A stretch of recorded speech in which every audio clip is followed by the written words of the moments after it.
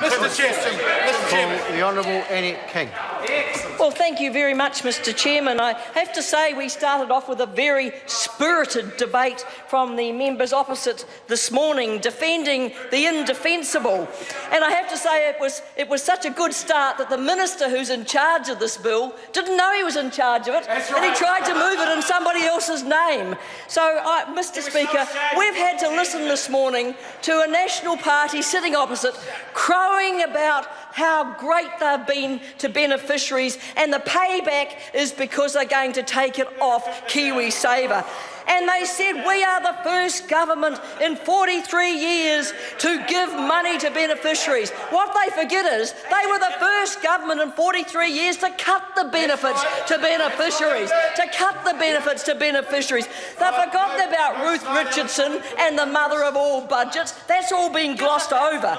So, Mr. Speaker, when we brought in working for families, that was communism by stealth. Have they got rid of it? No, they haven't. They just fiddle around the edges on it. When we brought back income-related rents that helped those on the lowest income, they opposed it.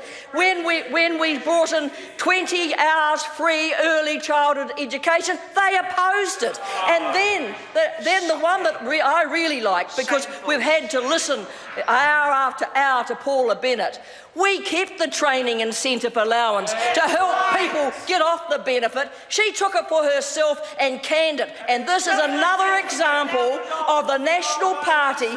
They take what they can for themselves and they take it off others. And that's exactly what is happening with this KiwiSaver today. And Mr. Speaker, I wonder if the National Party have any idea how many people under 18 have signed up to KiwiSaver. The latest figures we've got, in 2013, 352,600 young people under 18 had signed up to KiwiSaver. So we've got young people signing up, and now why were they signing up? Not because they were necessarily in work, most of them weren't. They signed up because they had the incentive of the $1,000 that was going to be there for them to build on when they became KiwiSaver contributors. They had the $1,000, but what this National Party has forgotten is that, there are going to be more babies born. It's just a fact of life. There's going to be about 60,000 children born every year in New Zealand into the foreseeable future. They might have wanted to join up to KiwiSaver. Maybe their parents might have liked to join them up to KiwiSaver. I challenge the members opposite to name one of them to say they didn't sign their children up to KiwiSaver. I wonder if the member himself took to KiwiSaver $1,000. Would he like? He can't remember. Well, that's always a sign that you did. So he can't remember. He did take it. So why would a minister in the chair take $1,000 for himself and deny it for future generations, for our kids, for those that haven't yet joined KiwiSaver? You see, it's a pretty mean-spirited approach. They say we have to do this to pay for the beneficiaries. Aren't we generous?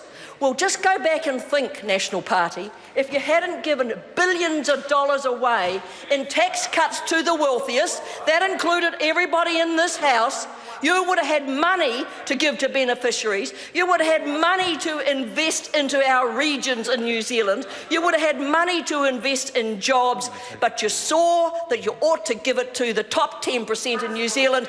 And then we did not have the money for beneficiaries. We didn't have the money for health.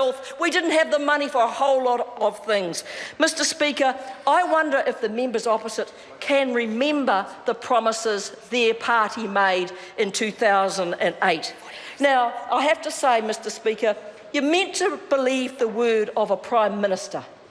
And so the Prime Minister then in opposition said they would retain the policy. There would be no radical changes to this policy. So 8 cuts to the KiwiSaver scheme in the 7 long years they've been here, one for every year, and that's on a solemn promise that they would not change this scheme radically. And I have to say, Mr. Speaker, I would actually rename this bill the Fess Up to Chicanery Bill, because that is exactly what this is. Make promises and then you break them. You tell the people you'll do one thing and then you do something quite different. Call the Honourable Mike Woodhouse. Thank you, Mr